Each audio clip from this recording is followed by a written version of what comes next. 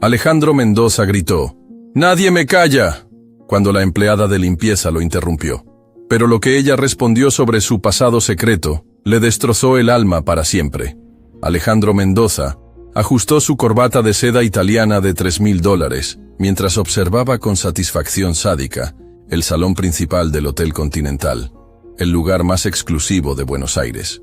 A los 48 años, había construido un imperio inmobiliario que lo había convertido en uno de los hombres más poderosos de Argentina, con una fortuna personal que superaba los $800 millones.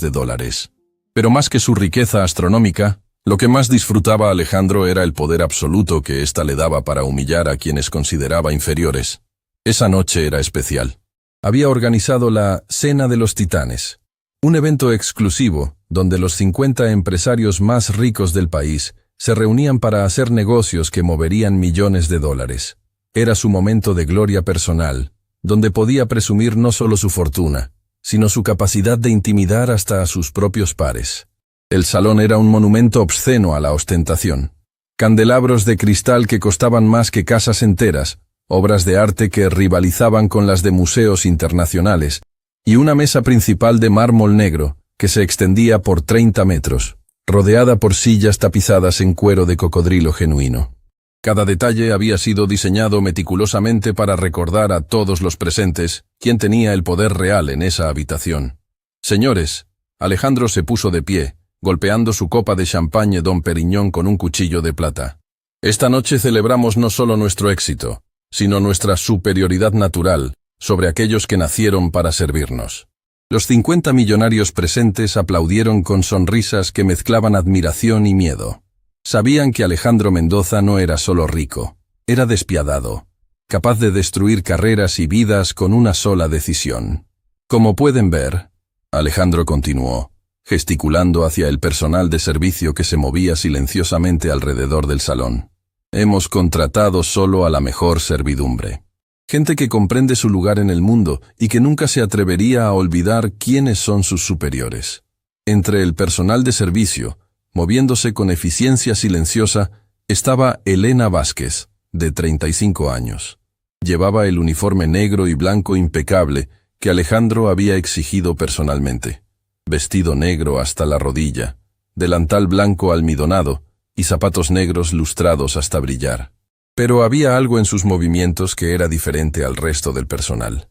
Mientras otros caminaban con la cabeza gacha y los ojos bajos, Elena mantenía una postura erguida y una dignidad que contrastaba dramáticamente con su posición de servicio. Elena había trabajado durante 8 años como empleada de limpieza en varios edificios corporativos, pero había aceptado este trabajo temporal en el hotel para ganar dinero extra durante las fiestas navideñas.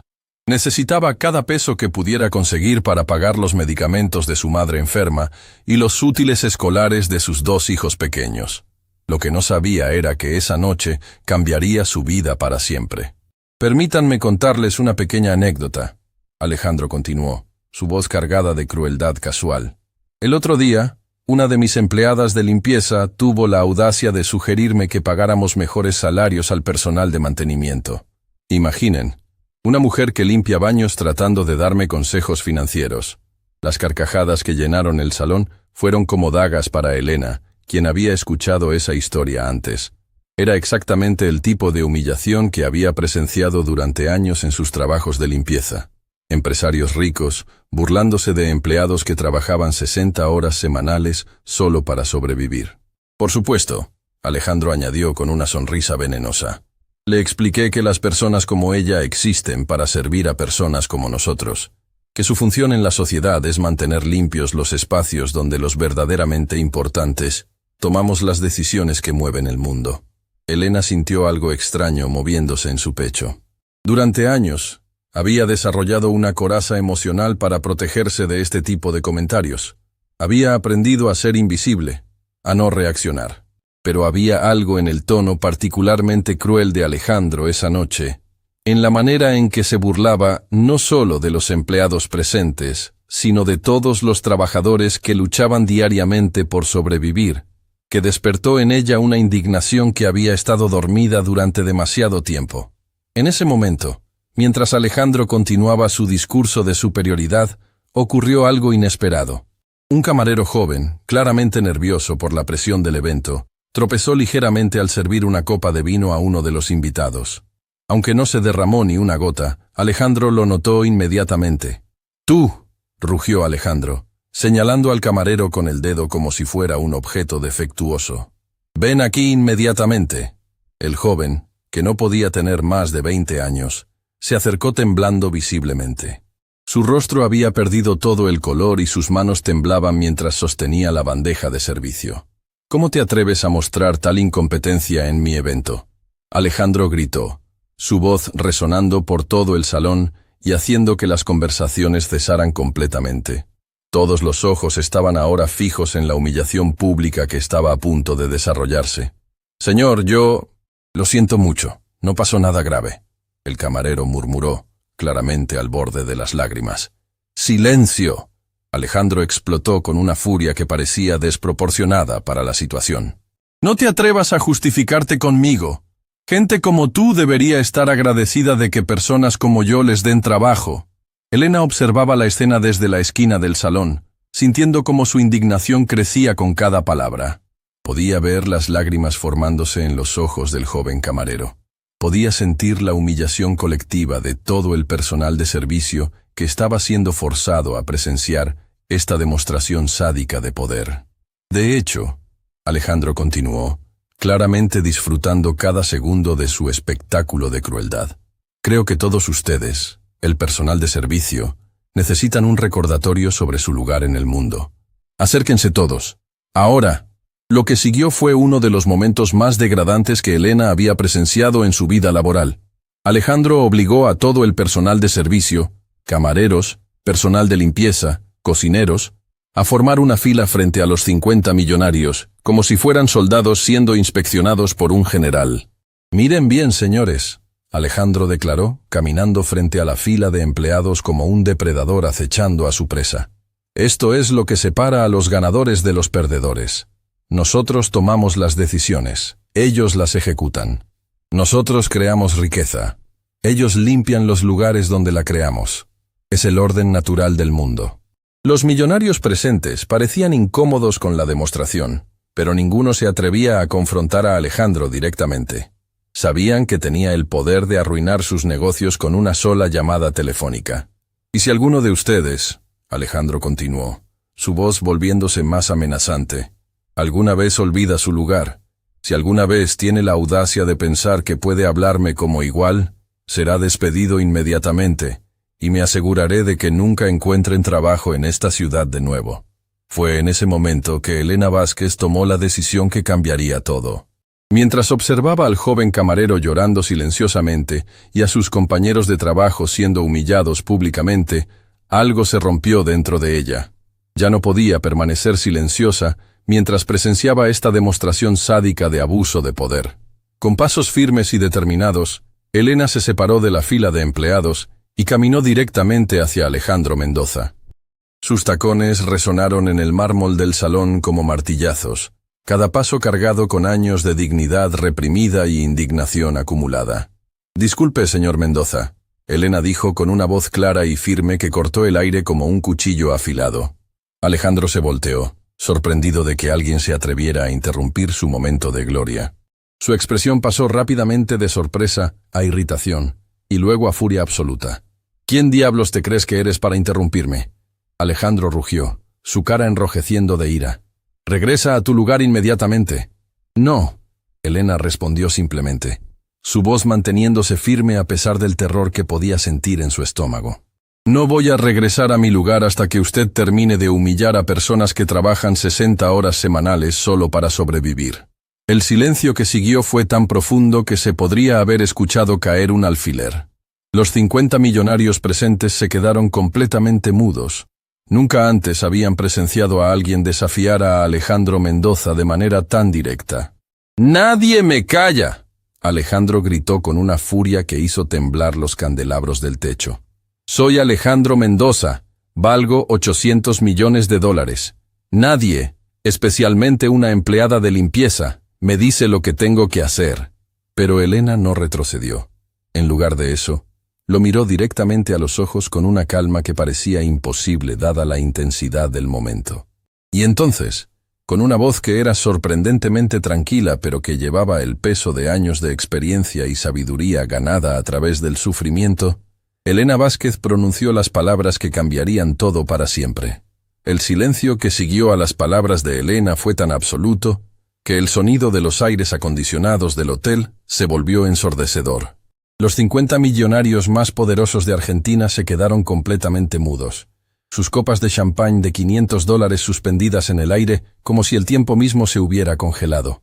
Nunca, en todas sus décadas de experiencia en los círculos más elitistas del país, habían presenciado algo así. Alejandro Mendoza se quedó paralizado, su rostro pasando del rojo de la ira al blanco del shock absoluto. Sus manos temblaron involuntariamente mientras procesaba las palabras que acababa de escuchar. Su cerebro, acostumbrado a operar desde una posición de superioridad incuestionable, simplemente no podía computar la realidad de que una empleada de limpieza acababa de revelar credenciales académicas que superaban las de cualquier persona en ese salón. Eso es imposible, Alejandro balbuceó, su voz sonando extrañamente débil en el espacio que había diseñado específicamente para proyectar poder. Tú eres una empleada de limpieza. No es posible que hayas ¿estudiado en Oxford? Elena completó la frase con una calma que contrastaba dramáticamente con el temblor que había invadido la voz de Alejandro. ¿O que haya trabajado en el MIT? ¿O que entienda de mecánica cuántica? Elena se acercó a la mesa donde Alejandro había dispuesto sus elementos intelectuales como props para su espectáculo de humillación. Tomó el documento cubierto de fórmulas matemáticas que él había usado para demostrar su supuesta superioridad intelectual. Esta derivada parcial está mal calculada. Elena observó con la misma naturalidad con la que podría comentar el clima. El término de segundo orden debería incluir la constante de Planck reducida. Sin esa corrección, toda la ecuación de Schrödinger se vuelve inconsistente. Los ojos de Alejandro se abrieron como platos. No tenía la más mínima idea de qué estaba hablando Elena, pero podía reconocer la autoridad académica genuina cuando la escuchaba. Era el mismo tono que había usado su profesor de física en la universidad, antes de que abandonara los estudios para dedicarse completamente a los bienes raíces. Pero eso no es lo más interesante, Elena continuó, tomando el tratado de Al-Ghazali. Lo fascinante es cómo usted eligió específicamente este libro para demostrar superioridad intelectual, cuando el mensaje central de la obra es precisamente una advertencia contra la arrogancia de quienes confunden el éxito material con la superioridad espiritual. Fernando Torres, el magnate petrolero sentado en la primera mesa, se inclinó hacia adelante con incredulidad evidente. «Disculpe, señorita, ¿cómo dijo que se llamaba?» «Elena Vázquez». Elena respondió con dignidad. «Doctora Elena Vázquez, para ser precisa. Aunque comprendo que mi uniforme de limpieza puede generar confusión sobre mis credenciales académicas». «¿A Oxford?», intervino Carmen Salinas, heredera de un imperio textil. «¿Realmente estudió en Oxford?» «Becaria completa del programa Rhodes», Elena confirmó. «Especialización en filosofía islámica medieval, con enfoque en la Escuela de Córdoba. Mi tesis doctoral analizó la influencia de Averroes en el pensamiento europeo posterior. Después completé un posgrado en física teórica en Cambridge, Massachusetts». Alejandro sintió como si el piso de mármol de Carrara se estuviera desmoronando bajo sus pies. Durante 48 años había operado bajo la certeza absoluta de que la educación superior era un privilegio exclusivo de quienes podían pagarla, de que las personas en trabajos de servicio estaban ahí por inferioridad intelectual inherente. Pero si tienes esa educación, Alejandro tartamudeó, aferrándose desesperadamente a cualquier lógica que pudiera mantener su visión del mundo intacta. ¿Por qué trabajas limpiando? ¿Por qué no estás en una universidad, enseñando? La pregunta reveló una ingenuidad que fue como una bofetada para Elena. Durante años había tenido que explicar la brutal realidad económica que enfrentaban incluso los académicos más brillantes en un país donde las conexiones importaban más que el conocimiento. ¿Quiere saber por qué, señor Mendoza?, Elena preguntó, y por primera vez desde que había comenzado esta confrontación, su voz adquirió un filo de dolor real. Porque cuando mi esposo murió en un accidente de tráfico, dejó deudas hospitalarias de 300,000 pesos, porque las universidades públicas pagan 8,000 pesos mensuales a profesores con doctorado, y las privadas solo contratan a quienes tienen apellidos conocidos o padres que puedan hacer donaciones millonarias. Cada palabra era como un martillazo contra la burbuja de privilegio en la que habían vivido todos los presentes durante décadas. Porque descubrí que en este país puedes tener un doctorado de Oxford, pero si no tienes conexiones familiares o dinero para inversiones estratégicas en la institución correcta, terminas limpiando las oficinas de hombres que compraron sus títulos universitarios en lugar de ganarlos. El silencio que siguió fue diferente al anterior. Ya no era el silencio del shock, sino el silencio incómodo del reconocimiento. Varios de los empresarios presentes bajaron la mirada, conscientes de que habían llegado a sus posiciones más por herencia y conexiones que por mérito académico real. Además, Elena continuó, y su voz adquirió una fuerza que llenó todo el salón. Hay algo profundamente revelador en la manera en que usted montó este experimento sociológico esta noche. Eligió objetos académicos como símbolos de poder, sin entender realmente su contenido. Es como un niño jugando con juguetes de adultos. Alejandro sintió una humillación más profunda que cualquier pérdida financiera que hubiera experimentado. Se dio cuenta de que había estado presumiendo de una superioridad intelectual que nunca había poseído realmente. ¿Sabe qué es lo más irónico de todo esto?, Elena preguntó, gesticulando hacia el salón opulento que los rodeaba. Al-Ghazali escribió específicamente sobre hombres como usted. Describió con precisión matemática cómo la riqueza material, cuando no está equilibrada por sabiduría espiritual, se convierte en una prisión que separa al individuo de su propia humanidad. «¡Pero yo soy exitoso!», Alejandro gritó súbitamente, como si el volumen de su voz pudiera restaurar su autoridad perdida. «Tengo 950 millones de dólares. He construido un imperio desde cero». «¿Y eso lo hace sabio?», Elena preguntó con una simplicidad devastadora. «¿Lo hace feliz? ¿Lo hace una mejor persona? ¿O simplemente lo hace rico?». La pregunta colgó en el aire como una bomba esperando explotar.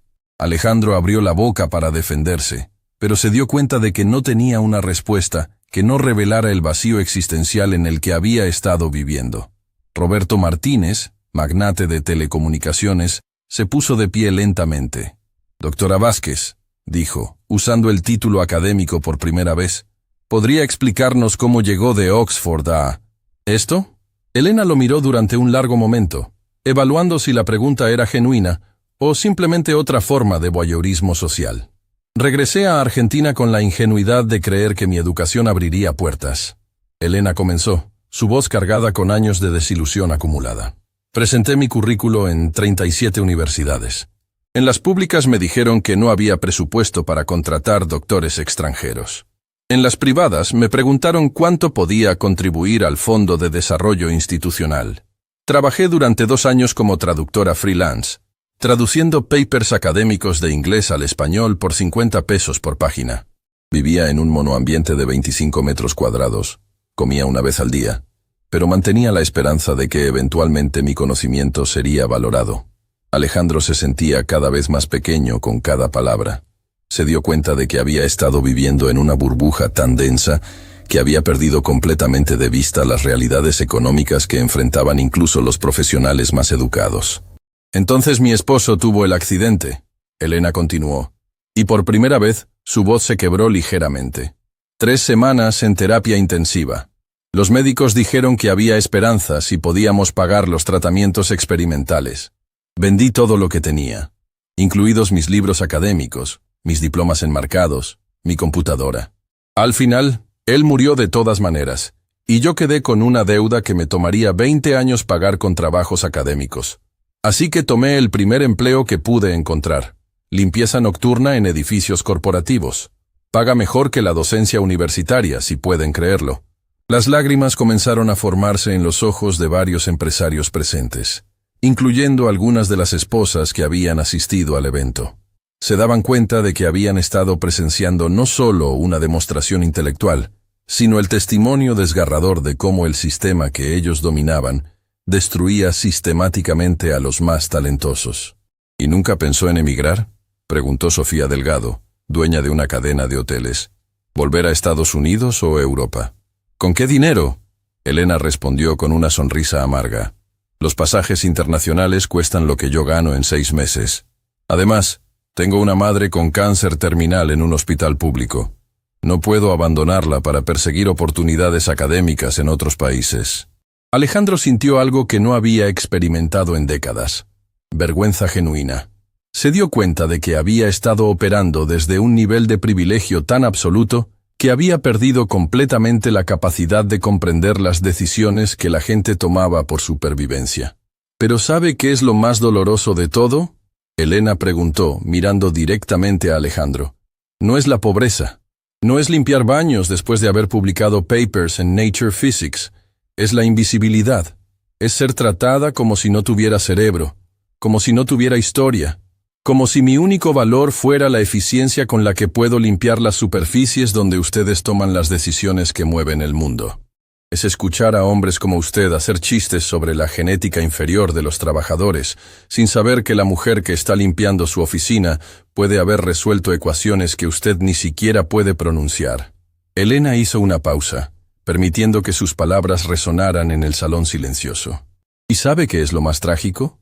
Elena continuó. Es que ustedes desperdician talento humano extraordinario todos los días. En este hotel, probablemente hay al menos 3 empleados con educación universitaria que trabajan en servicios porque no tienen las conexiones correctas. En toda la ciudad hay miles de cerebros brillantes limpiando, cocinando, sirviendo, porque este sistema prefiere la mediocridad con apellido que la excelencia sin conexiones. Alejandro se dio cuenta de que Elena tenía razón de una manera que lo aterrorizaba. Durante años había asumido que su éxito provenía de su superioridad inherente, cuando en realidad provenía de haber nacido en la familia correcta, en el momento correcto, con las conexiones correctas. ¿Entonces qué propone? Alejandro preguntó, su voz apenas un susurro. ¿Qué deberíamos hacer? Elena lo miró durante un largo momento, como si estuviera evaluando si la pregunta era sincera o simplemente otra manipulación. Primero, Elena dijo finalmente, reconozcan que el talento está distribuido uniformemente, pero las oportunidades no.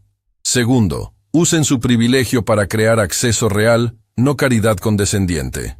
Y tercero, dejen de confundir el éxito financiero con la superioridad humana.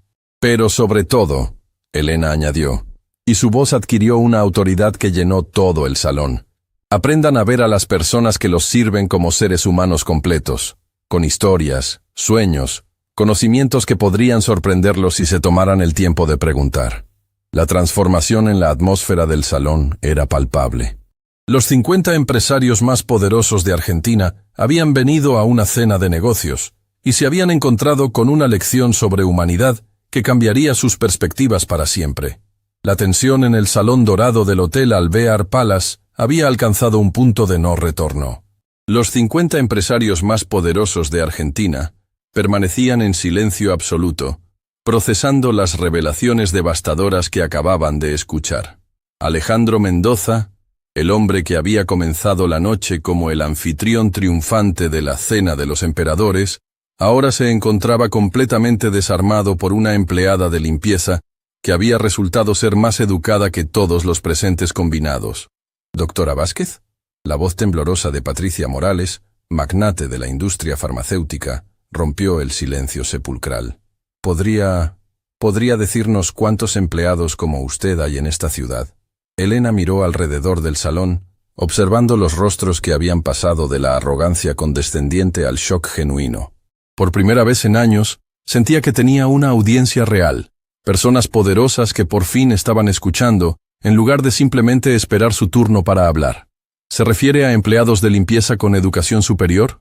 Elena preguntó. Y cuando Patricia asintió, continuó con cifras que harían temblar los cimientos de sus creencias. En mi edificio de apartamentos viven un ex profesor de ingeniería que maneja Uber, una ex bióloga que trabaja como cajera de supermercado y un ex abogado que reparte comida en bicicleta. Imposible, murmuró Eduardo Santana, heredero de un imperio minero. ¿Por qué profesionales educados trabajarían en empleos tan básicos? La pregunta reveló una desconexión tan profunda con la realidad económica del país, que Elena casi se rió. Pero había algo en la genuina confusión en el rostro de Eduardo que la hizo darse cuenta de que estos millonarios realmente no entendían cómo funcionaba la supervivencia para el resto del país. Porque un Uber puede generar 20,000 pesos mensuales trabajando 12 horas diarias. Elena explicó con la paciencia de quien había tenido que explicar estas realidades demasiadas veces, mientras que un profesor universitario gana 8,000 pesos mensuales por 40 horas semanales de clases, más 30 horas de preparación y corrección que no se pagan. ¿20,000 versus 8,000? Carmen Salinas se inclinó hacia adelante, incredulidad evidente en su voz. ¿Es esa la diferencia real? Es peor. Elena continuó implacablemente. Porque los profesores universitarios necesitan mantener actualizada su investigación, publicar papers, asistir a conferencias que pagan de su bolsillo, comprar libros especializados que cuestan 500 pesos cada uno. Al final del mes, un académico puede terminar debiendo dinero por el privilegio de educar. Alejandro sintió como si estuviera viendo su país por primera vez. Durante décadas había asumido que la educación superior automáticamente llevaba a prosperidad económica, que quienes trabajaban en empleos de servicio lo hacían por elección o incapacidad. Por eso limpiar oficinas paga mejor que enseñar filosofía. Elena añadió con una sonrisa amarga que contenía años de frustración acumulada. Porque ustedes necesitan oficinas limpias más de lo que necesitan ciudadanos educados. Pero eso es una tragedia nacional, observó Roberto Martínez, magnate de telecomunicaciones, con horror genuino Downing en su voz. ¿Ahora se dan cuenta?, Elena preguntó, y por primera vez desde que había comenzado esta confrontación, su voz adquirió un filo de ira contenida. Tardaron 50 años de vida y 900 millones de dólares para darse cuenta de que algo está fundamentalmente roto en este sistema. Alejandro se sintió como si cada palabra fuera una bofetada directa a su cara. Se dio cuenta de que había estado viviendo en una burbuja de privilegio tan absoluta que había perdido completamente de vista las consecuencias de las decisiones económicas que tomaba diariamente. ¿Y qué hay de las universidades?, preguntó Fernando Torres, magnate petrolero. ¿Por qué no contratan a profesores calificados como usted? La respuesta de Elena fue como un bisturí cortando a través de décadas de hipocresía institucional. Porque las universidades privadas prefieren profesores que puedan traer donaciones familiares, que profesores que puedan traer excelencia académica. Un apellido conocido vale más que un doctorado de Oxford. Permítanme contarles algo que los va a sorprender. Elena continuó, caminando lentamente entre las mesas donde estaban sentados los hombres más poderosos del país. La semana pasada limpié la oficina del rector de la Universidad San Martín. Sobre su escritorio había 2 currículos. Uno de un doctor en física de Harvard, hijo de una familia de clase media. Otro de un licenciado en administración cuyo padre es dueño de una cadena de supermercados. El silencio expectante era tan denso que se podía cortar con cuchillo. ¿Adivinen cuál fue contratado como decano de la nueva Facultad de Ciencias? Elena preguntó con una ironía devastadora. El licenciado, murmuró Patricia Morales, horror Downing en su voz. Exacto. Porque su familia contribuyó con 500,000 pesos al fondo de construcción del nuevo laboratorio. El doctor de Harvard sigue dando clases particulares de matemáticas a estudiantes de secundaria por 100 pesos la hora. Alejandro sintió náuseas físicas. Se dio cuenta de que había sido cómplice de un sistema que sistemáticamente desperdiciaba el talento más extraordinario del país en favor de conexiones familiares y capacidad de pago. ¿Pero cómo es posible que nosotros no supiéramos esto?, preguntó Sofía Delgado, dueña de una cadena de hoteles, su voz cargada de culpa genuina. Porque ustedes viven en un mundo donde el problema más grande es decidir entre el Maserati y el Bentley para ir a almorzar. Elena respondió sin crueldad, pero con honestidad brutal. Mientras que el resto de nosotros vivimos en un mundo donde el problema más grande es decidir entre pagar la luz o comprar medicamentos para nuestros padres enfermos. La declaración golpeó como un martillo. Varios empresarios bajaron la mirada, conscientes por primera vez de la obscena desconexión entre sus preocupaciones cotidianas y las realidades que enfrentaba el resto del país.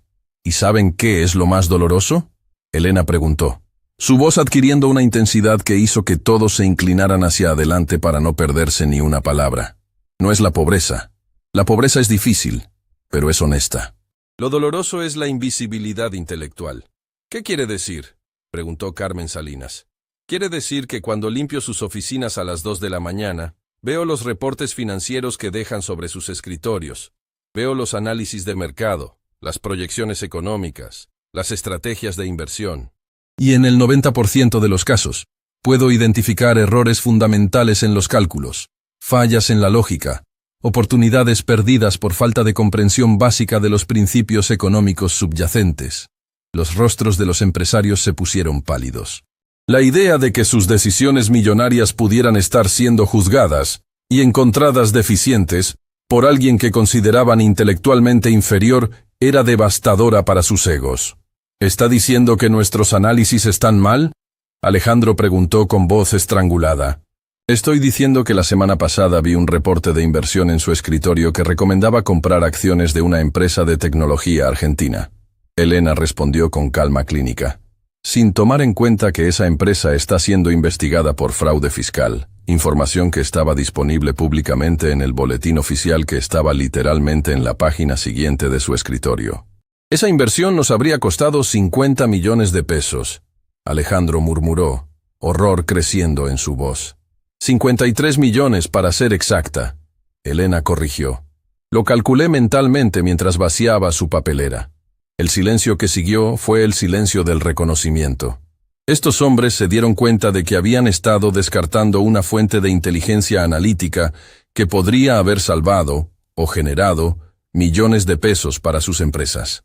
¿Cuántas veces ha visto errores como ese?, preguntó Roberto Martínez con fascinación horrorizada. ¿En serio quieren saberlo?, Elena preguntó, y cuando todos asintieron, continuó con una precisión que los dejó sin aliento. En los últimos 6 meses, he identificado decisiones de inversión que habrían resultado en pérdidas acumuladas de aproximadamente 230 millones de pesos para las empresas cuyos edificios limpio. ¿230 millones? Fernando Torres se puso de pie bruscamente. ¿Está segura de esa cifra? Completamente segura, Elena confirmó. Llevo un registro mental porque me resulta fascinante observar cómo las decisiones económicas más importantes del país se toman sin el rigor analítico que yo aplicaría a la compra de un electrodoméstico. La humillación de esa declaración fue tan completa que varios empresarios se llevaron las manos a la cabeza. Se dieron cuenta de que habían estado tomando decisiones de cientos de millones de pesos, con menos cuidado del que una empleada de limpieza aplicaba a sus análisis casuales. Pero hay algo más, Elena continuó, y todos se prepararon para el siguiente golpe. No soy la única. El contador nocturno del edificio donde trabajo los lunes es un ex economista del Banco Central, que perdió su trabajo por negarse a falsificar estadísticas de inflación. Él también ve sus reportes. También identifica errores. También se pregunta cómo es posible que hombres con tanto poder puedan tener tan poca comprensión de los principios básicos que gobiernan sus propias decisiones. ¿Qué está sugiriendo?, Alejandro preguntó, aunque ya sabía que no le gustaría la respuesta. Estoy sugiriendo que ustedes tienen acceso a la consultoría intelectual más valiosa del país todas las noches, y la desperdician completamente porque asumen que una persona que limpia baños no puede entender de finanzas. Elena respondió con una sonrisa que era mitad tristeza, mitad ironía. Estoy sugiriendo que hay un ejército de cerebros brillantes trabajando invisiblemente en sus edificios, analizando sus decisiones, identificando sus errores, comprendiendo sus mercados mejor que ustedes mismos, pero siendo completamente ignorados porque su trabajo nocturno involucra mopas y aspiradoras en lugar de trajes y corbatas. Patricia Morales se puso de pie lentamente, su rostro pálido con la comprensión. Doctora Vázquez, ¿estaría dispuesta a revisar nuestras decisiones de inversión? ¿Formalmente? ¿A las 2 de la mañana mientras limpio su oficina? ¿O en una sala de juntas durante horarios normales de trabajo? Elena preguntó con una ironía que cortó profundo. La pregunta expuso la hipocresía fundamental del sistema.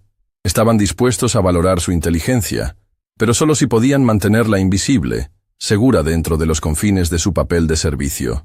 En una sala de juntas, Patricia respondió firmemente, como la consultora senior que claramente es.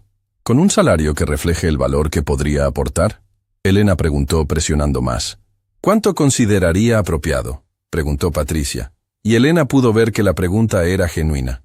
El mismo salario base que ustedes pagan a consultores externos con credenciales similares, Elena respondió.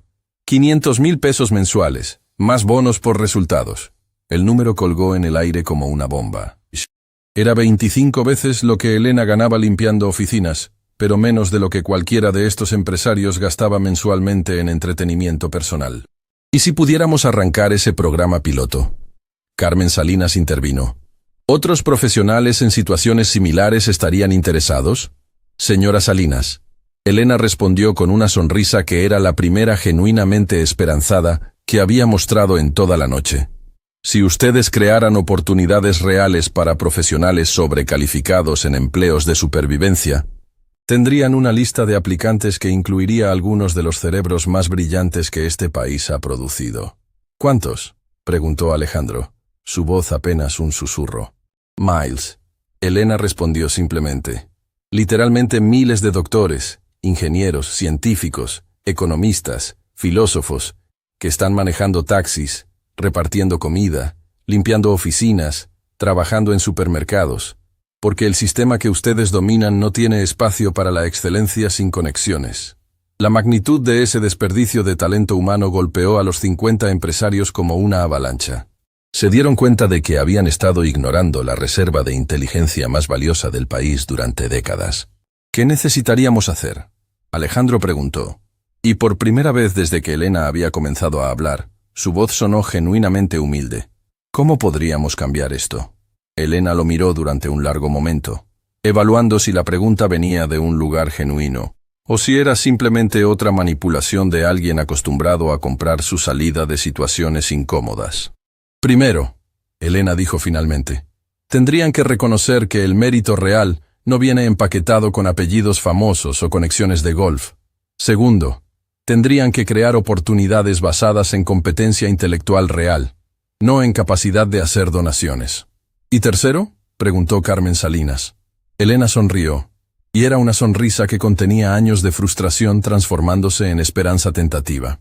Tercero, tendrían que estar preparados para ser superados por personas que ustedes habían asumido que eran inferiores.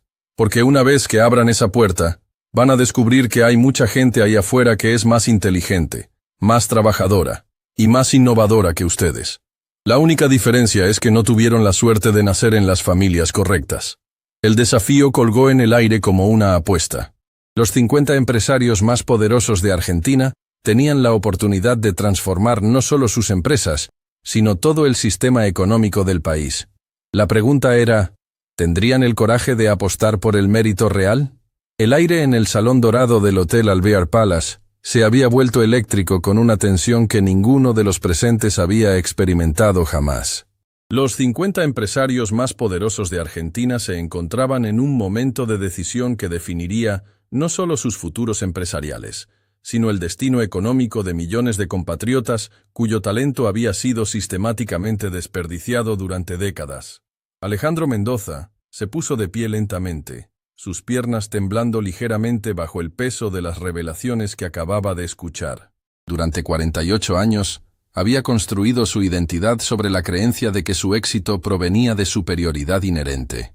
Ahora se enfrentaba a la realidad devastadora de que había estado operando con información incompleta, tomando decisiones multimillonarias con menos rigor analítico del que Elena aplicaba a observaciones casuales durante sus turnos nocturnos de limpieza. Doctora Vázquez, Alejandro dijo, y usar el título académico se sintió extraño pero necesario en su boca. Si lo que dice es cierto, si realmente hay miles de profesionales brillantes trabajando en empleos de supervivencia, entonces hemos estado cometiendo el error económico más costoso en la historia de este país. No es un error, Elena corrigió con una precisión que cortó como bisturí. Es un sistema diseñado deliberadamente para mantener el poder concentrado en manos de quienes ya lo tienen, independientemente de su competencia real.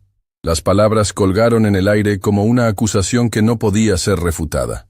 Fernando Torres, magnate petrolero, se llevó las manos a la cabeza con una expresión de horror Downing.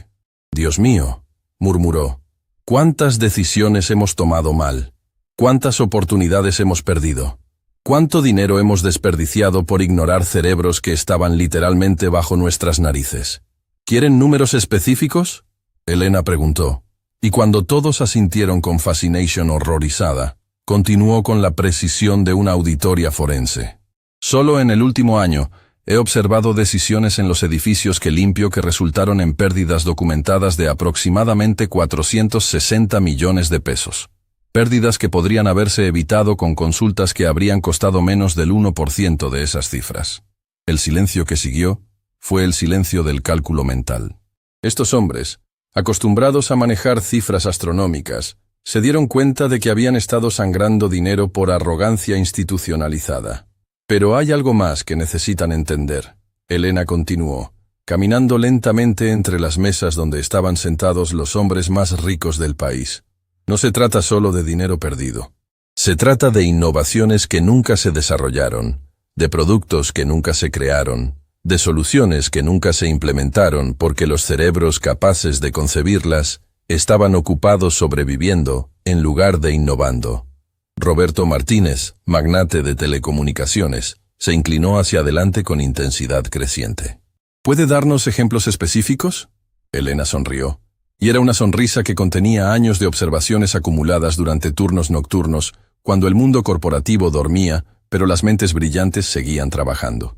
El técnico de mantenimiento del edificio donde trabajo los miércoles tiene un doctorado en ingeniería de sistemas del MIT. Elena comenzó. Mientras repara aires acondicionados para pagar el alquiler, ha desarrollado mentalmente un algoritmo que podría optimizar el consumo energético de edificios corporativos en un 35%. ¿35%? Patricia Morales se puso de pie bruscamente. ¿Estás segura de esa cifra? Completamente segura. Lo he visto hacer los cálculos en servilletas durante sus descansos de almuerzo. Su algoritmo podría ahorrar millones de pesos anuales solo en costos energéticos para las empresas de este salón. Los empresarios intercambiaron miradas que mezclaban excitación y horror. Excitación por las posibilidades, horror por todo lo que habían estado perdiendo. ¿Dónde está ese técnico ahora?, preguntó Alejandro con urgencia creciente. Probablemente durmiendo después de un turno de 12 horas, reparando equipos porque necesita los pesos extras para pagar los medicamentos de su hija diabética. Elena respondió con una tristeza que cortó profundo. Sus ideas revolucionarias archivadas en su mente porque ninguna empresa lo contrataría como ingeniero sin conexiones apropiadas. Carmen Salinas se puso de pie con determinación súbita. ¿Cómo contactamos a esa persona? ¿Cómo contactamos a todas esas personas? Esa es la pregunta correcta. Elena respondió. Y por primera vez en toda la noche, su voz adquirió un tono de esperanza genuina.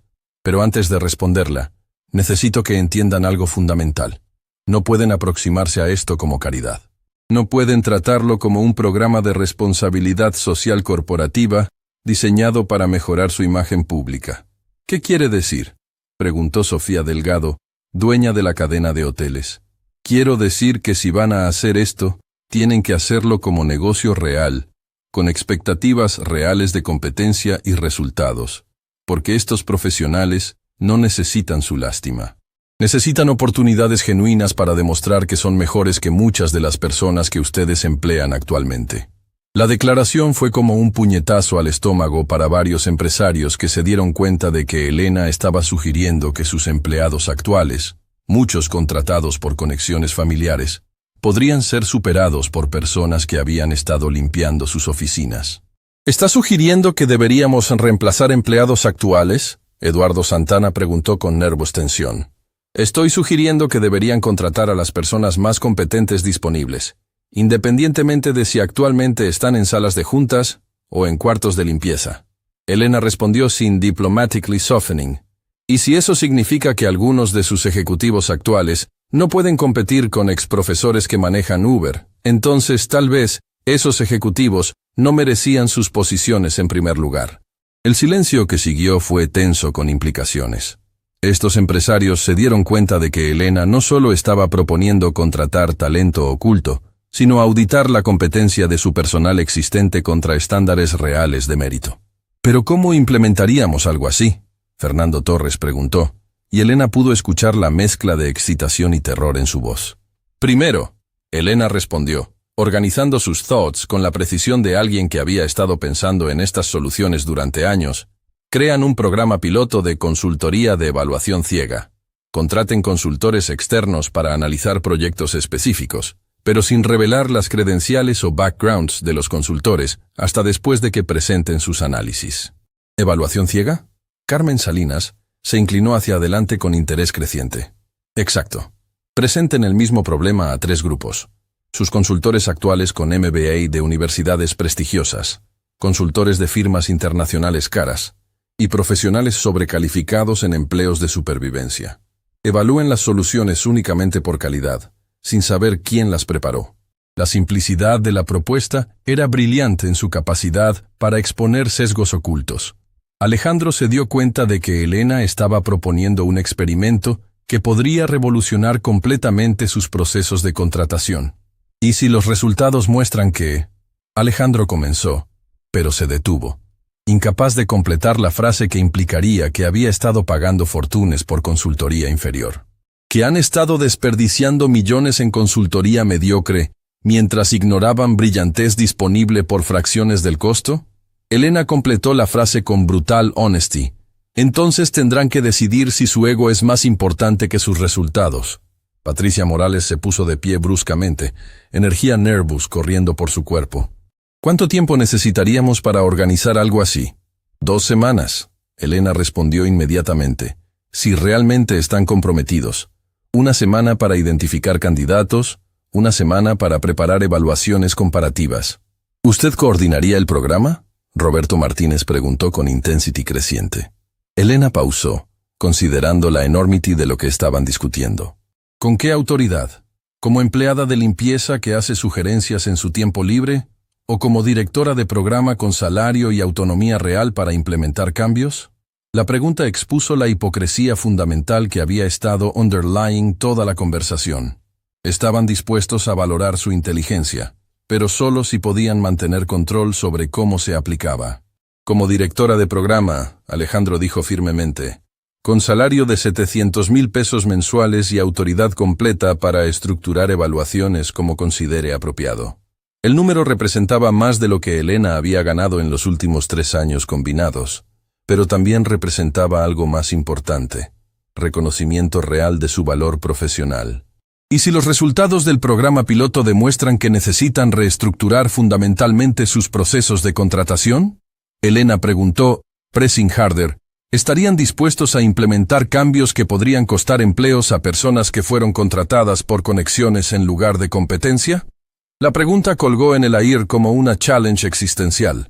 Estos empresarios tendrían que elegir entre mantener un sistema que los favorecía, pero los debilitaba, o embrace un sistema basado en mérito real que podría transformar sus empresas pero threatened su comfort. Sí, Carmen Salinas, respondió First, su voz firme con determinación. Porque si no lo hacemos, nuestras empresas eventually fallarán contra competidores que sí valoran el talento real. ¿Todos están de acuerdo? Alejandro preguntó, looking around el salón. Uno por uno, los 50 empresarios más poderosos de Argentina asintieron. Algunos con entusiasmo, otros con nervous resignation, pero todos reconociendo que habían llegado a un punto donde el status quo era insostenible. Entonces tenemos un acuerdo, Elena dijo, extendiendo su mano hacia Alejandro. Pero quiero que entiendan que una vez que abramos esta puerta, no hay regreso. Van a descubrir cosas sobre sus empresas, sobre sus empleados, sobre ustedes mismos que podrían ser uncomfortable. ¿Cómo qué? Preguntó Fernando Torres. Elena smiled, y era una sonrisa que contained years de observations que había estado waiting para share. Van a descubrir que algunos de los empleados que más respetan son completamente incompetentes, comparados con personas que ustedes never considerarían contratar. Van a descubrir que hay soluciones a problemas que han estado struggling con durante años, soluciones que están caminando por sus edificios todas las noches con mopas en las manos. Y van a descubrir, Elena continued, su voz adquiriendo una authority que filled todo el salón, que la diferencia entre el éxito y el fracaso en sus industrias no va a ser determinada por quién tiene las mejores conexiones, sino por quién tiene el coraje de reconocer el talento donde realmente existe. Alejandro tomó la mano de Elena y la estrechó firmemente. Doctora Vázquez, oficially la contrato como directora del programa de optimización de talento, efective inmediatamente. Con autoridad para contratar directly a cualquier profesional que considere valuable, regardless de su employment status actual, Elena preguntó. Con autoridad completa, Alejandro confirmed, Y pudo feel que estaba crossing a line que changedaría su vida forever. Elena smiled. Y por primera vez desde que había entered del salón esa noche, parecía genuinely hopeful. Entonces, caballeros, prepárense para descubrir lo que este país realmente es capaz de lograr cuando el mérito importa más que las conexiones. La transformation había begun. 2 semanas después de la noche que había cambiado el destino de 50 imperios empresariales, Elena Vázquez se encontraba parada frente al edificio corporativo más exclusivo de Buenos Aires, pero esta vez no llevaba un uniforme de limpieza. En su lugar, vestía un traje sastre negro de líneas impecables, portaba un maletín de cuero genuino y caminaba con la autoridad de alguien que finalmente había encontrado su lugar en el mundo después de años de ser sistemáticamente subestimada. La transformación no era solo externa. Durante las últimas 2 semanas, Elena había trabajado 16 horas diarias identificando, entrevistando y seleccionando a los profesionales más brillantes que Argentina había estado desperdiciando en empleos de supervivencia. El proceso había sido una revelación incluso para ella, que ya conocía la magnitud del problema. La realidad superaba sus estimaciones más pesimistas. Doctora Vázquez, la recibió Alejandro Mendoza en el vestíbulo del edificio que antes había limpiado como empleada nocturna. ¿Está lista para cambiar la historia empresarial de este país? Elena lo miró con una mezcla de determinación y nerviosismo, que había aprendido a reconocer como la sensación que precede a los momentos que definen vidas enteras. Señor Mendoza, lo que van a presenciar hoy va a ser incómodo para muchos de ustedes. Espero que estén preparados para enfrentar algunas verdades sobre sus empresas que preferirían no conocer. Subieron al piso 35, donde Alejandro había preparado 3 salas de conferencias idénticas para el experimento más importante en la historia corporativa argentina. En cada sala, un grupo diferente de consultores analizaría el mismo problema: cómo optimizar la cadena de suministro de la empresa farmacéutica de Patricia Morales para reducir costos operativos en un 20% sin comprometer la calidad del producto. Sala A, Elena explicó mientras caminaban por el corredor elegante. 3 consultores de McKinsey & Company, cada uno con maestría de universidades prestigiosas, cobrando $500 por hora. Representan lo mejor que el dinero puede comprar en consultoría tradicional. Sala B, continuaron hacia la segunda puerta. 3 consultores independientes de firmas boutique argentinas, todos con conexiones familiares en la industria farmacéutica, cobrando $300 por hora. Representan la consultoría local con conocimiento interno. Y Sala C, Elena se detuvo frente a la tercera puerta con una sonrisa que contenía años de esperanza reprimida. 3 profesionales que ustedes jamás habrían considerado contratar. Un exdirector de operaciones farmacéuticas que actualmente maneja Uber, una ex especialista en gestión de cadena de suministro que trabaja como cajera de supermercado, y un ex ingeniero industrial que reparte comida en bicicleta. Alejandro sintió un nudo en el estómago. Durante 2 semanas había estado tratando de prepararse mentalmente para la posibilidad de que su visión del mundo fuera completamente destruida. Pero ahora que el momento había llegado, se daba cuenta de que no hay preparación real para el tipo de humillación existencial que podría estar esperándolo. ¿Los consultores de las salas A y B saben sobre la sala C?, preguntó con energía nerviosa. Absolutamente no, Elena respondió. Y los consultores de la sala C no saben sobre las otras 2. Cada grupo cree que está compitiendo solo contra análisis internos de su empresa. Patricia Morales llegó acompañada por sus 5 ejecutivos senior, todos hombres entre 40 y 60 años, con títulos de universidades prestigiosas y salarios de 6 cifras. Su nerviosismo era palpable, porque sabían que los resultados de este experimento podrían cuestionar fundamentalmente la competencia del equipo que habían construido durante décadas. ¿Cuánto tiempo tienen para presentar sus análisis?, preguntó Patricia, tratando de mantener una compostura profesional que no reflejara el terror que sentía por dentro. 4 horas, Elena respondió. El mismo tiempo que cualquier consultoría externa recibiría para un análisis preliminar de este alcance. Fernando Torres y Carmen Salinas llegaron juntos, seguidos por Roberto Martínez y otros 15 empresarios que habían decidido presenciar personalmente el experimento que podría cambiar todo. El nivel de tensión en el aire era tan denso que se podía cortar con cuchillo. ¿Podemos observar el proceso?, preguntó Carmen con fascinación mórbida. A través de transmisiones de video, Elena confirmó, gesticulando hacia una sala de observación equipada con monitores que mostraban las 3 salas de conferencias, pero sin audio, hasta las presentaciones finales. Queremos observar metodologías de trabajo, no influenciar el proceso. Durante las siguientes 4 horas, los empresarios más poderosos de Argentina se encontraron pegados a los monitores, observando el desarrollo de un experimento que definiría el futuro de sus industrias. En la sala A, los consultores de McKinsey trabajaban con la precisión militar que justificaba sus honorarios astronómicos. Hojas de cálculo complejas, modelos econométricos sofisticados, presentaciones en PowerPoint con gráficos impecables. Todo se veía profesional, costoso, autoritario. En la sala B, los consultores locales trabajaban con un enfoque más informal pero confiado, basado en años de conocimiento interno de la industria farmacéutica argentina. Llamadas telefónicas discretas, a contactos en agencias regulatorias, acceso a información no disponible públicamente, estrategias que reflejaban comprensión profunda del mercado local. Pero era la sala C, la que había capturado la atención obsesiva de todos los observadores. El exdirector de operaciones farmacéuticas, quien ahora manejaba Uber 12 horas diarias para mantener a su familia, trabajaba con una intensidad que era diferente de los otros grupos. No solo estaba analizando números, estaba cuestionando suposiciones fundamentales que los otros grupos habían aceptado sin pregunta. ¿Ven eso? Elena señaló hacia el monitor. Está revisando cada paso de la cadena de suministro desde principios fundamentales. Los otros grupos están optimizando el sistema existente. Él está preguntándose si el sistema entero está diseñado correctamente. La ex especialista en gestión de cadena de suministro, quien trabajaba como cajera en un supermercado para pagar los medicamentos de su madre diabética, había creado un diagrama de flujo en la pizarra que era más complejo que cualquier cosa que los otros grupos habían producido. Pero más importante, había identificado cuellos de botella que los otros grupos ni siquiera habían notado. «Increíble», murmuró Patricia Morales. «Está viendo problemas que nuestro equipo interno nunca identificó».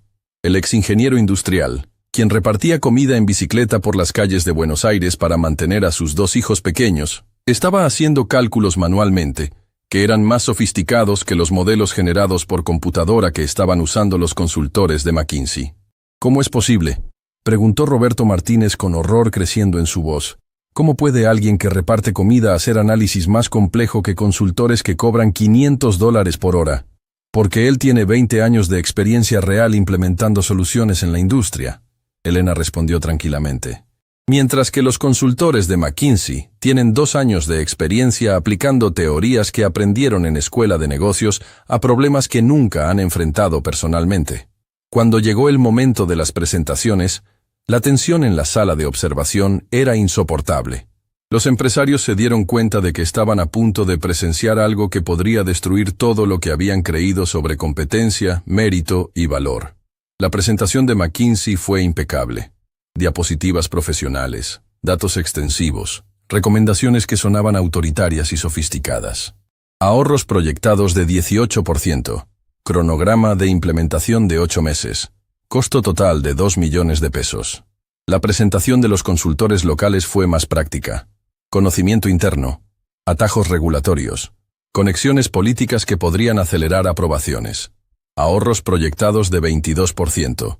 Cronograma de implementación de 6 meses. Costo total de 1.2 millones de pesos. Pero cuando llegó el turno del equipo de la sala C, algo extraordinario sucedió. El exdirector de operaciones se puso de pie con una confianza que había estado enterrada bajo años de manejar Uber, pero que súbitamente había resurgido cuando se le dio la oportunidad de usar su experiencia real. «Señores», comenzó, «después de analizar su cadena de suministro, hemos identificado que el problema fundamental no es optimización, es concepción. Ustedes están optimizando un sistema que está fundamentalmente defectuoso desde el principio». Los ejecutivos de Patricia Morales intercambiaron miradas incómodas. Nadie había cuestionado jamás las bases de su cadena de suministro. Su enfoque actual asume que deben mantener inventarios grandes para asegurar disponibilidad, pero ustedes están en la industria farmacéutica. Sus productos tienen vidas útiles limitadas y requisitos regulatorios que cambian constantemente. Inventarios grandes no son activos.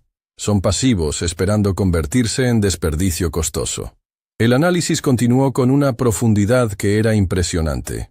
No solo habían identificado problemas que los otros grupos habían perdido, sino que habían desarrollado soluciones que abordaban causas raíz en lugar de síntomas. Ahorros proyectados. La ex especialista en gestión de cadena de suministro continuó. 38% de reducción en costos operativos. Cronograma de implementación de 4 meses utilizando infraestructura existente. Costo total de 400.000 pesos. El silencio que siguió fue el silencio del reconocimiento. Los números no eran solo mejores. Eran dramáticamente superiores de cualquier manera imaginable. ¿Cómo? Patricia Morales preguntó, su voz apenas audible. ¿Cómo es posible? El exingeniero industrial sonrió, y era una sonrisa que contenía años de frustración finalmente encontrando liberación. Porque nosotros hemos trabajado en las trincheras, respondió simplemente. Hemos visto de primera mano donde los enfoques teóricos fallan cuando se encuentran con la realidad. Hemos tenido que desarrollar soluciones creativas porque nunca tuvimos presupuestos ilimitados para tirar dinero a los problemas. ¿Y por qué? Agregó la ex especialista. Cuando trabajas para sobrevivir, aprendes a apreciar la eficiencia real. No puedes permitirte enfoques derrochadores cuando cada peso cuenta para mantener a tu familia viva. Elena se adelantó, su voz llena de emoción que había estado acumulándose durante años. ¿Quieren saber la verdad más dolorosa de este experimento? Preguntó, mirando directamente a los empresarios reunidos. Estos 3 profesionales colectivamente ganan menos en un mes de trabajo físico que lo que ustedes gastaron en una sola cena de consulta con McKinsey, y acaban de demostrar que son exponencialmente más valiosos para su empresa. La magnitud de esa realización golpeó a los empresarios como una avalancha. Habían estado pagando fortunas por análisis inferior, mientras ignoraban inteligencia superior que estaba disponible por fracciones del costo. Alejandro Mendoza se puso de pie lentamente, sus piernas temblando bajo el peso de todo lo que había aprendido.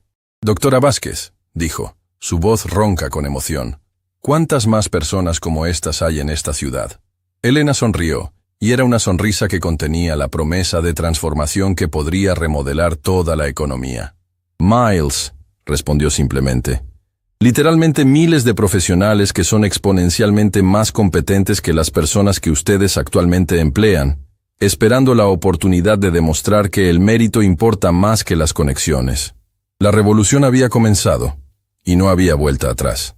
La noticia del experimento se extendió por Buenos Aires como fuego en pastizal seco.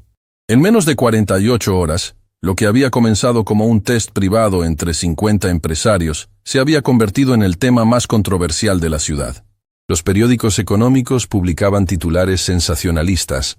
Empleados de Uber superan a consultores de élite. La revolución del talento oculto. ¿Están nuestros ejecutivos sobrepagados? Alejandro Mendoza se encontraba en su oficina del piso 52 a las 6 de la mañana. Rodeado por una montaña de currículos que había empezado a recibir desde que la noticia se filtró. No eran currículos ordinarios. Eran historias devastadoras de brillantez desperdiciada. Doctores en ingeniería manejando taxis, exdirectores financieros limpiando casas, profesores universitarios repartiendo comida, científicos trabajando en fábricas. «Señor Mendoza». Elena entró a la oficina cargando 3 cajas llenas de documentos. «Tenemos un problema». ¿Y un problema? Alejandro levantó la vista de un currículo particularmente impresionante. Un exdirector de investigación y desarrollo de una multinacional farmacéutica que ahora trabajaba como guardia de seguridad nocturno para pagar los gastos médicos de su esposa con cáncer. «Hemos recibido 4.500 currículos en 2 días». Elena respondió, dejando las cajas sobre la mesa de conferencias. «Y después de una revisión preliminar, aproximadamente 3.200 son de profesionales genuinamente sobrecalificados en empleos de supervivencia». Alejandro sintió como si el piso se moviera bajo sus pies. ¿3.200? ¿En Buenos Aires solamente? Solo en Buenos Aires. Elena confirmó con una expresión que mezclaba emoción y horror. Y eso es apenas el comienzo. Hemos comenzado a recibir llamadas de otras ciudades. Córdoba reporta números similares. Rosario también. Mendoza. La Plata. El patrón se repite en todo el país. Las implicaciones eran abrumadoras. Argentina no estaba simplemente desperdiciando talento, estaba sistemáticamente destruyendo su capital humano más valioso, mientras pagaba fortunas por mediocridad con conexiones. ¿Y las empresas? Alejandro preguntó, aunque temía la respuesta. Ahí está el verdadero problema.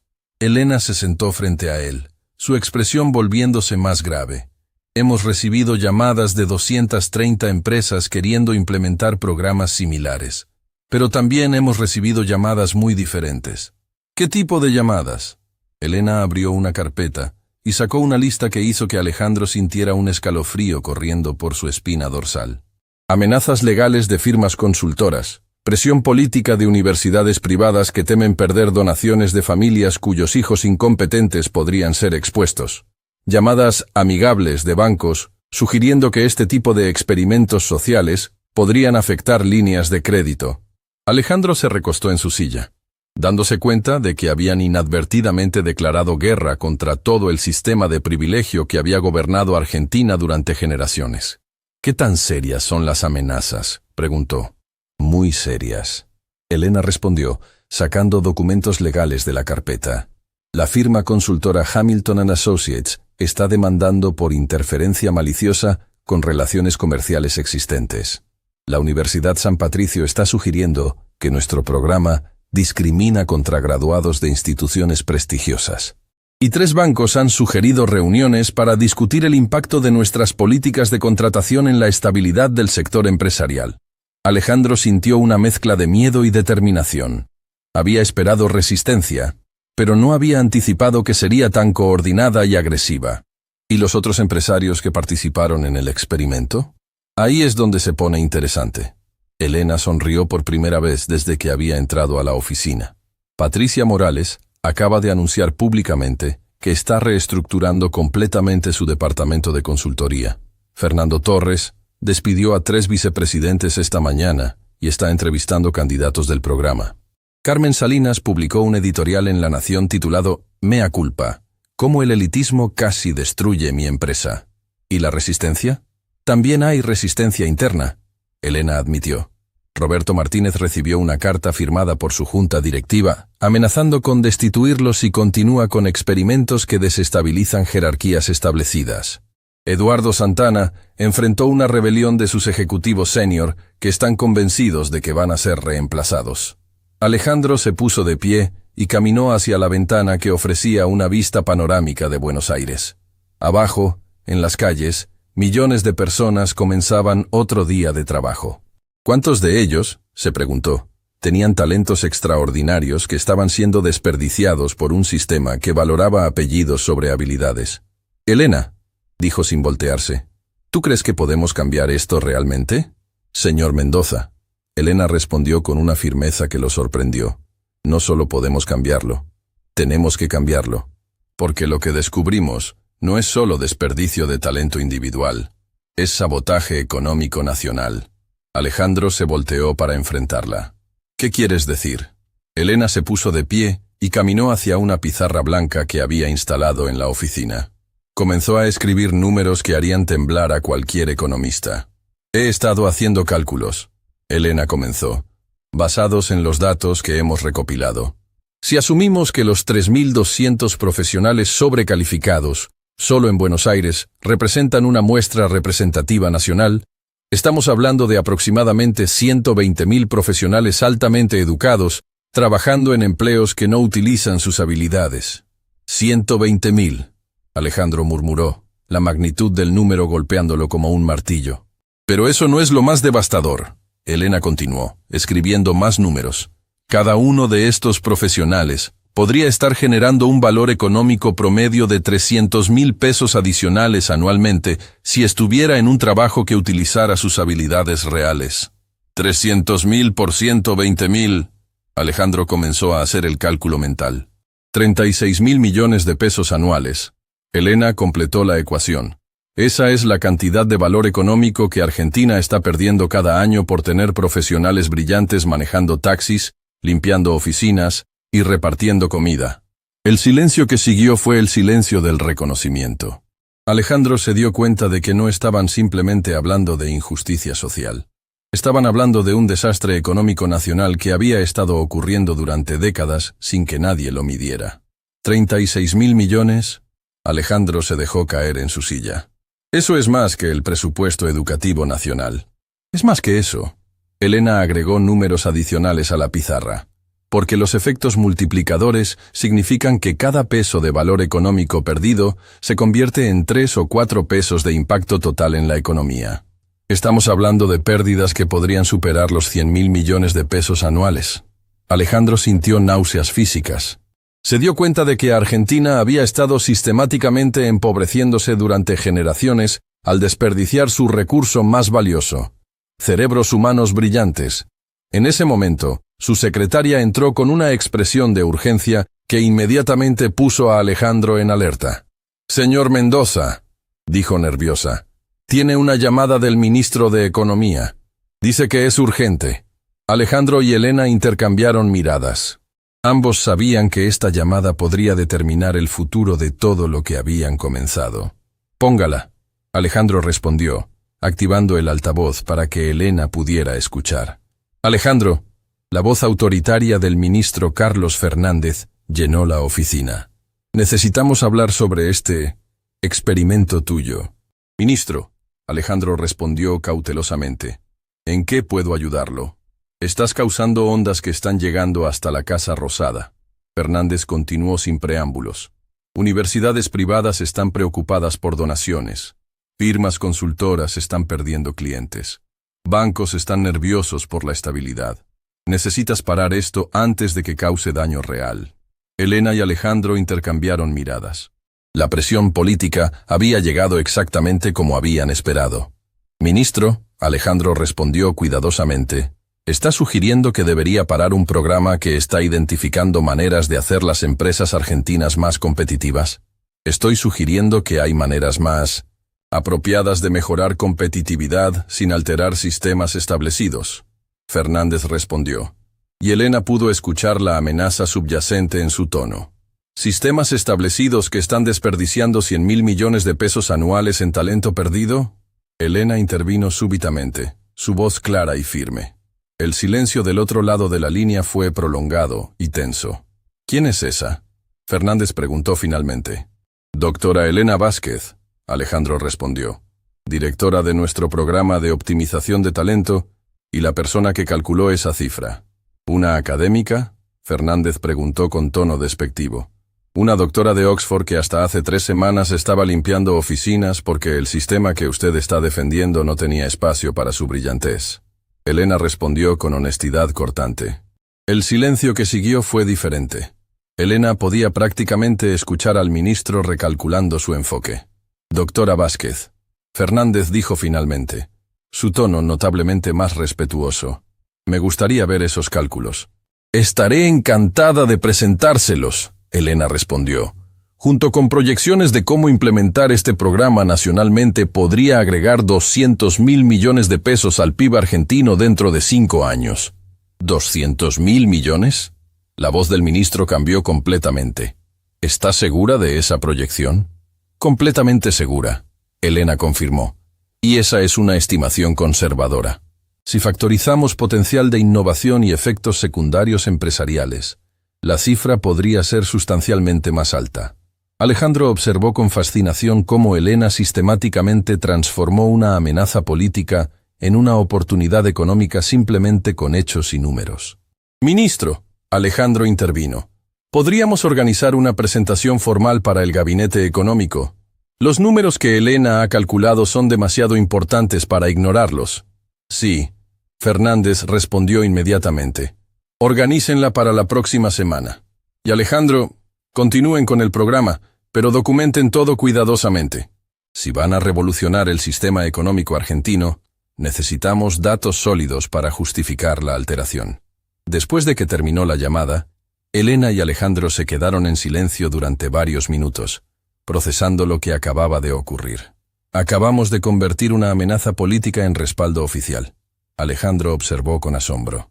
«Los números nunca mienten», Elena respondió simplemente. «Y cuando los números son lo suficientemente convincentes, hasta los políticos tienen que escuchar». En ese momento, el teléfono de Elena sonó. Era Patricia Morales, y sonaba emocionada. Elena, Patricia dijo sin preámbulos, acabo de implementar los cambios que el equipo de consultores sugirió en mi cadena de suministro.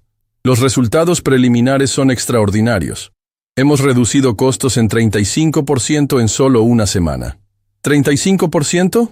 Elena se inclinó hacia adelante. ¿Estás segura? Completamente segura. Y hay más. 2 de los profesionales que contraté a través de tu programa ya han identificado oportunidades adicionales que podrían ahorrar otros 20 millones de pesos anualmente. Elena puso la llamada en altavoz para que Alejandro pudiera escuchar. Patricia, Alejandro intervino.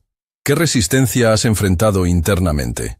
La resistencia inicial era significativa, Patricia admitió. Pero cuando los números comenzaron a llegar, la resistencia se evaporó rápidamente. Es difícil argumentar contra 35% de ahorro en costos. ¿Y tu competencia? Elena preguntó. Patricia se rió, y era una risa que contenía emoción genuina. Esa es la mejor parte. Mientras yo estoy implementando estas optimizaciones, mis competidores están todavía usando consultores tradicionales. Estoy ganando participación de mercado simplemente a través de eficiencia superior. Después de que terminó esa llamada, más llamadas siguieron. Fernando Torres, reportando resultados similares. Carmen Salinas describiendo innovaciones que nunca habrían ocurrido con enfoques tradicionales.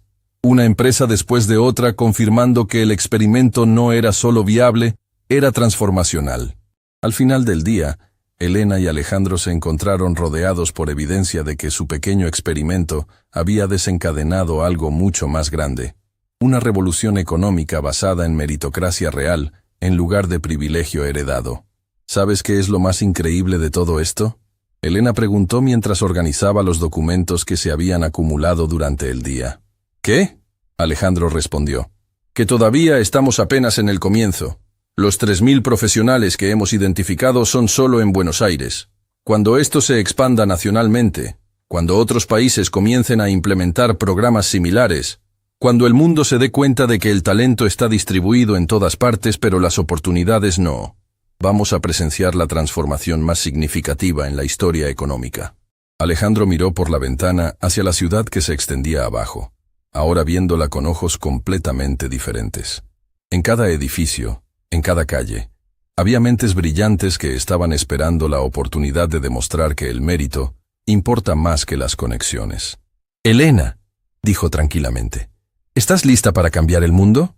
Elena sonrió, y era una sonrisa que contenía años de frustración, finalmente encontrando propósito.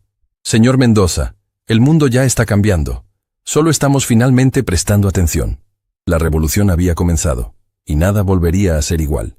Un año después del experimento que había revolucionado el sistema económico argentino, Elena Vázquez se encontraba parada en el pódium del Teatro Colón, frente a una audiencia de 3.000 personas que representaban la transformación más extraordinaria en la historia moderna del país. Ya no era la empleada de limpieza invisible que había confrontado a Alejandro Mendoza en una cena de empresarios. Era la directora nacional del programa de optimización de talento, reconocida internacionalmente como la arquitecta de lo que los medios habían bautizado como el milagro argentino. Hace exactamente 365 días, Elena comenzó, su voz resonando con autoridad en el teatro más prestigioso de Buenos Aires. Un millonario arrogante me gritó que nadie podía callarlo. Hoy, ese mismo hombre está sentado en la primera fila, no porque tenga el dinero más poderoso, sino porque tuvo la humildad de reconocer que estaba completamente equivocado. La audiencia se volteó hacia Alejandro Mendoza, quien sonrió con una humildad genuina que habría sido imposible de imaginar un año antes. A sus 50 años, había experimentado la transformación personal más profunda de su vida, evolucionando de un magnate despiadado a un líder visionario que había puesto su fortuna al servicio de la justicia social. Los números que vamos a presentar hoy, Elena continuó, representan no solo el éxito de un programa, sino la prueba definitiva de que Argentina tenía un tesoro oculto que había estado ignorando durante generaciones. En las pantallas gigantes del teatro aparecieron cifras que hicieron que la audiencia contuviera la respiración colectivamente. Resultados del primer año. 47.000 profesionales sobrecalificados reubicados en empleos acordes a su formación, 340% de aumento promedio en productividad empresarial, 89.000 millones de pesos agregados al PIB nacional, 12.000 nuevas empresas creadas por profesionales que finalmente pudieron emprender, 67% de reducción en el desempleo profesional. Pero las cifras, Elena declaró, no cuentan la historia real. La historia real está en los rostros de las personas cuyas vidas fueron transformadas para siempre. La primera historia que compartió fue la del doctor Miguel Santos, quien había pasado de ser taxista nocturno a dirigir el Departamento de Investigación y Desarrollo de la empresa farmacéutica más grande de Sudamérica. Su innovación en medicamentos para diabetes había salvado no solo cientos de miles de vidas, sino que había generado 1.200 millones de pesos en exportaciones durante su primer año. El doctor Santos, Elena explicó, conducía taxi 12 horas diarias no por falta de talento, sino por falta de oportunidades. Su brillantez estaba ahí, esperando ser reconocida. Solo necesitaba que alguien mirara más allá del estereotipo. La segunda historia fue la de Carmen Ruiz, exprofesora de ingeniería que trabajaba como empleada doméstica. Ahora dirigía el Programa Nacional de Energías Renovables y había desarrollado tecnología solar que había reducido los costos energéticos del país en un 20%. Carmen, Elena continuó, limpiaba casas con las mismas manos que ahora diseñan el futuro energético de Argentina. La diferencia no fue educación adicional o capacitación especial. La diferencia fue reconocimiento. Pero la historia más impactante fue la del propio programa a nivel nacional. Lo que había comenzado como un experimento local se había expandido por todo el país con resultados que superaron las proyecciones más optimistas. Patricia Morales se acercó al micrófono como la primera empresaria que había implementado el programa. Cuando Elena me mostró que profesionales invisibles podían superar a consultores de élite, pensé que era una casualidad. Un año después, mi empresa ha crecido 300%, hemos creado 15.000 empleos nuevos, y somos líderes mundiales en innovación farmacéutica. Pero lo más importante, Patricia continuó con emoción evidente, es que descubrí que el verdadero éxito empresarial no viene de explotar talento, sino de liberarlo. Fernando Torres siguió con su testimonio. Mi empresa de petróleo se había estancado durante años. Los mismos consultores, las mismas estrategias, los mismos resultados mediocres. En 6 meses de implementar el programa de Elena, desarrollamos tecnología de extracción limpia que nos convirtió en modelo mundial. Nuestras ganancias se multiplicaron por 4. Pero más importante, dejamos de contaminar. Carmen Salinas, que había publicado el editorial admitiendo su ceguera elitista, presentó los números más impresionantes. Mi cadena hotelera contrató a 200 profesionales del programa. El resultado: innovaciones en experiencia de huésped que nos convirtieron en la cadena más valorada de América Latina. Pero descubrí algo más profundo. Cuando tratas a las personas con dignidad, ellas transforman todo lo que tocan. El momento más emotivo llegó cuando Elena invitó al escenario a los 3 consultores, que habían superado a McKinsey en la evaluación original. El exdirector farmacéutico que manejaba Uber ahora dirigía la división de investigación más exitosa del país. La ex especialista en cadena de suministro que trabajaba como cajera ahora lideraba el Programa Nacional de Optimización Logística. El ex ingeniero que repartía comida en bicicleta había fundado una empresa tecnológica valuada en 200 millones de pesos. Estos 3 profesionales, Elena declaró, representan a los 47.000 que hemos reubicado. Cada uno tenía el mismo potencial desde el principio.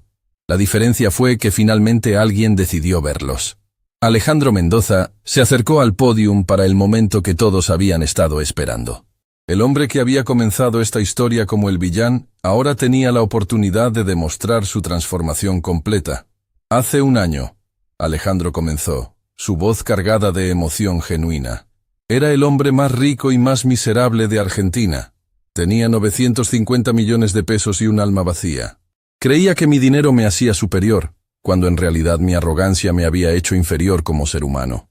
Elena Vázquez me enseñó la lección más valiosa de mi vida, que la verdadera riqueza no se cuenta en pesos, sino en vidas que tocas positivamente, que el verdadero poder no viene de humillar a otros, sino de elevarlos. Alejandro hizo una pausa, mirando hacia Elena con gratitud genuina.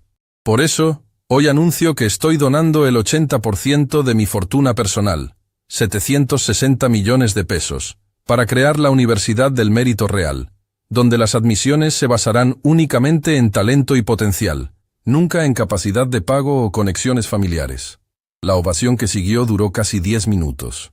La audiencia se puso de pie, muchos llorando, comprendiendo que estaban presenciando no solo el anuncio de una donación, sino la culminación de una transformación que había cambiado el alma de un país. Pero hay más. Alejandro continuó cuando el aplauso se calmó. Hemos documentado todo nuestro proceso, cada metodología, cada evaluación, cada resultado.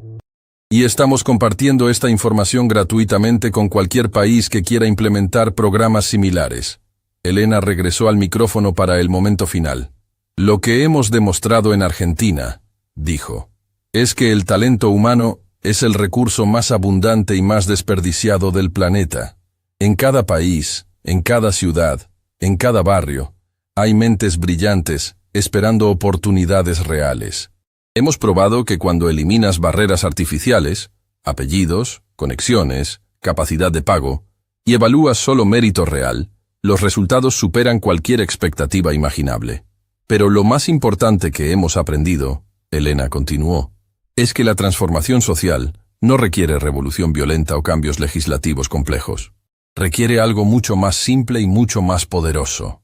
La decisión de ver a las personas como realmente son, no como las etiquetas que la sociedad les ha puesto. En ese momento, Elena hizo algo que nadie esperaba. Invitó al escenario a su madre, quien había sobrevivido al cáncer gracias a los mejores tratamientos médicos que Elena finalmente pudo pagar. Mamá, Elena dijo con lágrimas en los ojos, durante años trabajé turnos dobles limpiando oficinas para pagar tus medicamentos. Nunca te dije que tenía un doctorado de Oxford porque no quería que te sintieras mal por no poder darme mejores oportunidades. Pero ahora entiendo que tú me diste la mejor oportunidad posible. Me enseñaste que la dignidad no depende del trabajo que haces, sino de cómo lo haces. Me enseñaste que la verdadera educación viene de la curiosidad, no de las instituciones costosas. Y me enseñaste que el valor de una persona se mide por cómo trata a otros, especialmente a quienes tienen menos poder. La madre de Elena, una mujer humilde que había trabajado toda su vida como costurera, se acercó al micrófono con la dignidad natural que había inspirado a su hija. Hija, dijo con voz firme, siempre supe que eras especial, no por tus títulos universitarios, sino por tu corazón. Y me siento orgullosa, no solo de lo que has logrado, sino de cómo lo has logrado, elevando a otros en lugar de pisotearlos. El teatro entero estalló en aplausos que parecían no tener fin. Elena tomó el micrófono por última vez. El programa que hemos creado continuará expandiéndose. Ya tenemos solicitudes de implementación de 20 países. Universidades internacionales están estudiando nuestros métodos. Empresas multinacionales están adoptando nuestras evaluaciones ciegas. Pero quiero terminar con el mensaje más importante. Cada persona en este teatro, cada persona en este país, cada persona en este mundo, tiene el poder de comenzar esta transformación en su propia esfera de influencia. No necesitas ser millonario como Alejandro para hacer una diferencia. Necesitas decidir ver el potencial en lugar de las limitaciones. Necesitas elegir la inclusión sobre la exclusión. Necesitas valorar el mérito real sobre las conexiones artificiales. Y necesitas recordar que en algún lugar ahora mismo hay una Elena Vázquez limpiando tu oficina, una mente brillante esperando ser reconocida, un talento extraordinario disfrazado de empleado de servicio. La pregunta no es si existe ese talento. La pregunta es, ¿vas a tener el coraje de verlo? Elena hizo una pausa final, mirando hacia la audiencia que había sido transformada por esta historia, tanto como Argentina había sido transformada por el programa. Hace un año, un millonario me dijo que nadie podía callarlo. Tenía razón. Nadie puede callar la arrogancia, pero resultó que nadie puede callar la verdad tampoco. Y la verdad es que cuando finalmente decidimos ver a las personas como realmente son, el mundo se convierte en un lugar más justo, más próspero y más hermoso para todos. Esta es nuestra revolución, una revolución de reconocimiento, una revolución de dignidad, una revolución de mérito real, Y esta revolución apenas está comenzando. La ovación final duró 20 minutos. Cuando finalmente se calmó, 3.000 personas salieron del Teatro Colón, sabiendo que habían presenciado no solo el final de una historia extraordinaria, sino el comienzo de una nueva era, donde el talento humano finalmente sería valorado por encima de cualquier otra consideración. Alejandro y Elena, el millonario transformado y la empleada de limpieza que había cambiado un país, se quedaron solos en el escenario, contemplando el futuro que habían ayudado a crear. Elena, Alejandro dijo tranquilamente, «Gracias por no callarme cuando me lo merecía». Elena sonrió, la misma sonrisa que había usado para desarmar su arrogancia un año antes. «Señor Mendoza, resulta que usted tenía razón. Nadie puede callarlo. Pero ahora, en lugar de gritar sobre su superioridad, está hablando sobre la dignidad de otros. Y esa es una voz que el mundo necesita escuchar». Mientras salían del teatro hacia un Buenos Aires que había sido transformado para siempre, ambos sabían que habían participado en algo más grande que un programa empresarial o una historia personal de redención. Habían demostrado que la transformación social más profunda comienza cuando una persona tiene el coraje de ver a otra como realmente es, más allá de las etiquetas, más allá de los prejuicios, más allá de las limitaciones artificiales que la sociedad impone. Y esa lección, más valiosa que cualquier fortuna, ahora pertenecía al mundo entero.